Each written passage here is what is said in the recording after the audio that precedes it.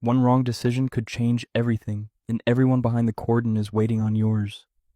An hour earlier, your shift began with coffee, intelligence updates, and unfinished reports. You are already experienced, so reviewing yesterday's incidents is simply part of the routine. Next, you inspect protective equipment, radios, and specialist cases before anything leaves base. A dead battery sounds minor until you need that equipment inside a live incident. Your team loads the response vehicle, confirms communications, and waits for the first call. Sometimes it is only an abandoned bag that has emptied an entire station. You arrive behind police cordons and receive the first handover from officers on scene. Before approaching anything, you build a picture from witnesses, cameras, and the surrounding area. Most suspicious objects are harmless, but assumptions are exactly what this job cannot afford. Then another call arrives, and suddenly a much larger evacuation is already underway. Minutes later, roads are closing as your vehicle heads toward the new incident. At the command point, you speak with police before deciding what happens next. You study the location, nearby buildings, and every reliable detail available from a distance.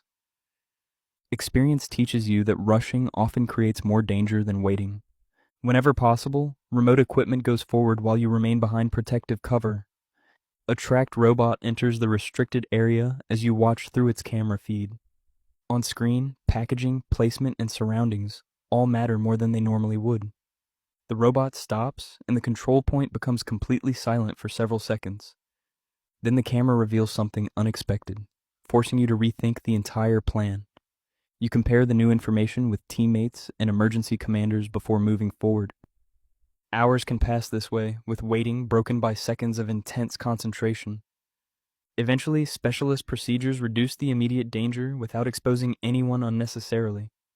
But the job continues because evidence, contamination, and other hazards may still remain. You support investigators while they document and recover what can now be handled safely. Only when the cordon shrinks do residents finally begin returning home. Back at the vehicle, the adrenaline falls and routine work immediately returns. Used equipment is checked, batteries replaced, and damaged items logged for maintenance. Then comes paperwork, because every important decision may need explaining months later. Some shifts end quietly, but tonight, your radio interrupts the report before completion. The next call is a construction site where workers have uncovered old military ordnance. Decades underground may have changed it, but age does not automatically mean safe. Under floodlights, you review photographs and historical information from the control point. The workers leave, the temperature drops, and your team remains behind the perimeter. Remote assessment comes first again, because uncertainty is treated with the same respect. Sometimes the safest decision is waiting for more resources instead of forcing progress. People outside may hate the delay, but your success is measured by safety. By dawn, the hazard is resolved and the site is handed back. Back at base, exhaustion has to wait until the next team is properly equipped. Protective gear is inspected, the robot cleaned, radios charged, and the vehicle restocked. Only then do you sit down and realize how much preparation surrounds dangerous minutes. The job is not about fearlessness, it is about staying methodical under pressure. Tomorrow could bring an empty suitcase, old ordnance, or a genuine explosive threat. Would you take this job knowing one decision could affect an entire street? Tell me below, then subscribe and choose which dangerous life we experience next.